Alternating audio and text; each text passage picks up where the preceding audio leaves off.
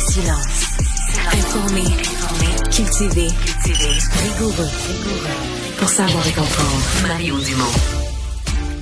Lundi 30 septembre, bienvenue à l'émission, il est 6 heures. Vous venez peut-être de vous lever. C'est le mois de septembre qui finit en beauté.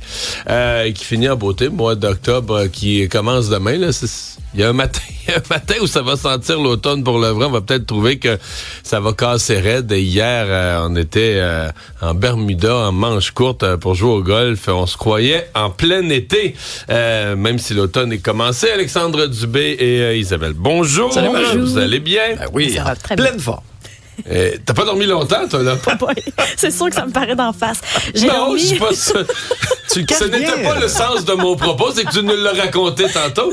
Mais t'étais à Québec, au Centre Vidéotron, hier soir. Je ne pouvais manquer la première mondiale de Billie Eilish. Donc oui, un petit 3 heures de sommeil. J'ai fait une sieste pour... OK. Est-ce que tu regrettes ou ça valait la peine, ce spectacle? Non, ça valait la peine. Juste pour voir l'engouement des jeunes aussi, là, la génération Z, voir ce que Billie Eilish avait concocté aussi.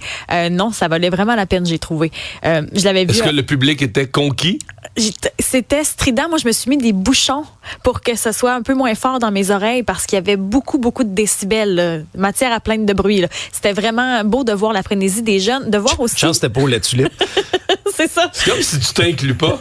Des jeunes... Ben, c'est parce que je me sentais vieille quand même. Ah ouais? Là. Oui, je me sentais vieille. Billie Eilish, c'est quoi? C'est 18-30, 18-25? À peu près, je dirais 18-25 des jeunes qui avaient de l'école ce matin qui se sont couchés tard parce que le spectacle de Billie a commencé à peu près vers 20h40. Là. Ça a été tard, pas mal, mais elle a fait ses plus grands succès. On y reviendra dans les prochaines minutes, mais j'ai adoré. Je trouve qu'elle a fait quelque chose de bien, puis j'imagine que dans les prochaines semaines, elle va peaufiner ça. Ce spectacle-là, ça va être génial. Une petite sieste après-midi, Isabelle? C'est sûr. Okay. Je pense que je vais me coucher à 15h pour la nuit. Puisqu'on est sur le cas d'Isabelle.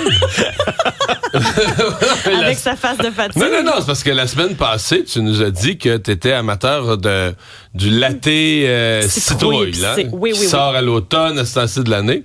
Alors, le Globe and Mail, ce matin, s'est penché dessus. Grâce à moi, peut-être. Non, je sais pas. Non, parce qu'il y a beaucoup de gens qui... C'est beaucoup de sucre, hein? Ça dépend si tu le fais maison. Non. Mais celui du Starbucks ou du... Okay. C'est 50 grammes de sucre. Hey. C'est ton sucre pour la semaine, ça? Une canette de Coke, c'est 38. Oh, pas. Bon, à la défense, là, il explique que il y en a un tiers du sucre qui vient du lait. Il y a beaucoup de lait, là, tu sais, c'est un latte, il y a beaucoup de lait, le lactose, il y a du sucre là-dedans. Mais sinon, il y a l'équivalent de 8 cuillères de sucre rajouté. Bon. 8. Là, ce qu'il faut faire, là, souvent, c'est... Moi, je prends du lait d'amande, déjà en partant, puis je prends pas les jets complets. Tu peux, au Starbucks, entre autres, pour pas le nommer, là, décider d'avoir un demi-jet, un jet plutôt que 3. Du sirop, là. Exact, du fameux sirop à la c'est citrouille. le sirop qui est plein de sucre. Exact. Fait que tu peux varier un peu tes grammes. Mais là, j'ai du positif. Okay, toi, tu prends pas du vrai lait. Là, ouais. Parce que si tu prends du vrai lait, t'as quand même l'avantage d'avoir du calcium. Ouais. Parce qu'il y a du bon. L'autre chose qui est bonne, c'est que c'est très épicé. Fait que toutes les épices, là, le gingembre, la muscade, le clou de girofle, la cannelle, c'est plein d'antioxydants. Moi, tout ce que tu viens de nommer là, c'est mon pire cauchemar. C'est-tu vrai? T'aimes pas ces épices-là? Moi, là, les épices d'automne... Un gâteau aux épices. non, oublie ça. Non. J'adore ça, moi. Non, puis j'aime l'odeur et le goût. Je vais déceler là, de la cannelle, là. Donc, une pas de tarte aux pommes? infime partie. Non. Non. Tout ce qui est cannelle, non. Tout ce que tu viens de nommer là, c'est me fait faire de l'urticaire. Mon Dieu, mes passe-partout sont déprimés. Ben voilà pour les dangers et bénéfices de ton, merci. De ton café. Est-ce que le Canadien et Patrick Laine, ou les deux combinés, sont frappés par une malédiction? Ben, c'est à se demander, parce que là, la scène vraiment a fait énormément jaser. Match préparatoire en fin de semaine contre les Maple Leafs de Toronto. Et là, Patrick Laine fait une incursion en territoire adverse. Et là, il est attendu par Cédric Paré, qui n'est pas un joueur établi dans la Ligue nationale de hockey, est invité au camp. Et là, il sort, me disons qu'il patine large un peu. Là. Ouais, il sort. Là. C'est pas flagrant qu'il sort le genou comme on a déjà vu un coup cochon. Mais c'est sûr qu'il est comme dépassé. Il est pas assez vite. Il peut pas suivre un joueur comme Laine. Il voulait l'arrêter. C'est ça. Il voulait l'arrêter. Alors là, tu vois là, sur la reprise vidéo, là, la jambe de Patrick Laine plie, mais pas dans le bon sens. Là. Tu vois là, que son genou, l'impact fait énormément mal à Laine, qui est pas capable de remettre du poids sur sa jambe du tout. Escorté au vestiaire, lance son casque, ses gants dans le corridor. Visiblement, parce que là, on va savoir la résonance magnétique aujourd'hui. Oui, en principe, on aura les résultats de test là, dans les prochaines heures. Mais quelle sera la durée? Il y a une hypothèse de fini pour la saison. C'est une possibilité, c'est sûr. Puis là, c'est à se demander. Puis oui, dans le journal aussi, il y a un article là-dessus ce matin. Que là, la malchance lâche pas ce club-là avec les joueurs vedettes. Oui, Patrick Laine cette année, mais reculons un peu en arrière. Kirby Dach l'année passée.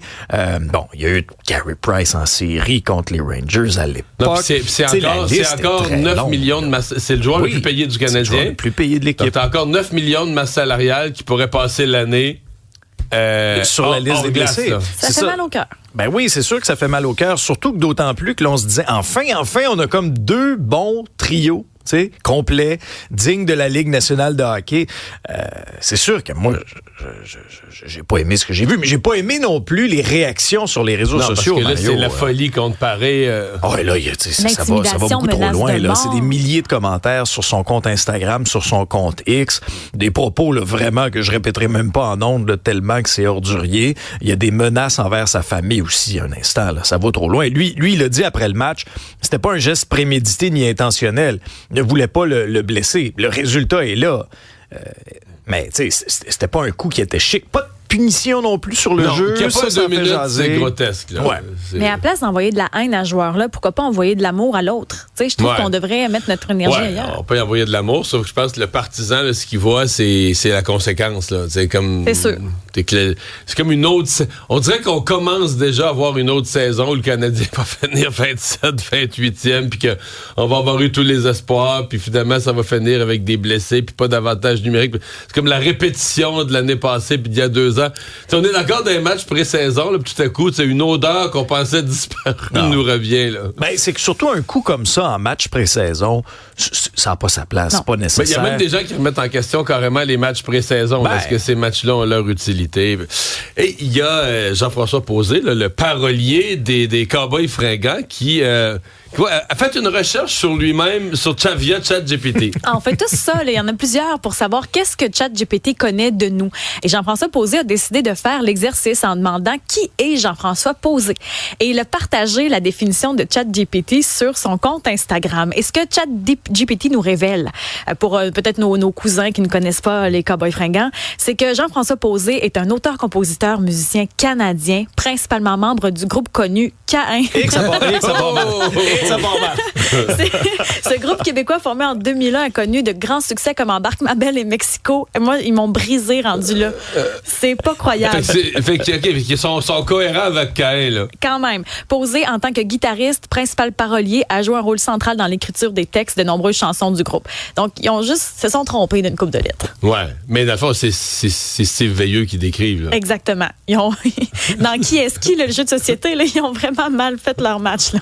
Ouais, c'est juste une petite erreur sur la personne. Et finalement, il va y avoir une twist à Révolution. Hey, ça a pris tout le monde par surprise hier. Je le regardais en direct. Là, Comment t'as vécu? Mais j'ai pas trop compris, en fait. J'ai fini par comprendre là, qu'il va y avoir des concurrents qui vont arriver dans les duels.